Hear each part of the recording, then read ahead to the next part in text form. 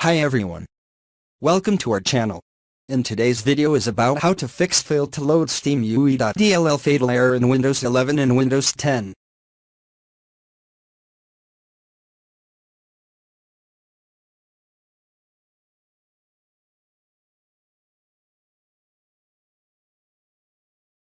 If you found this video helpful, please like and subscribe to our channel.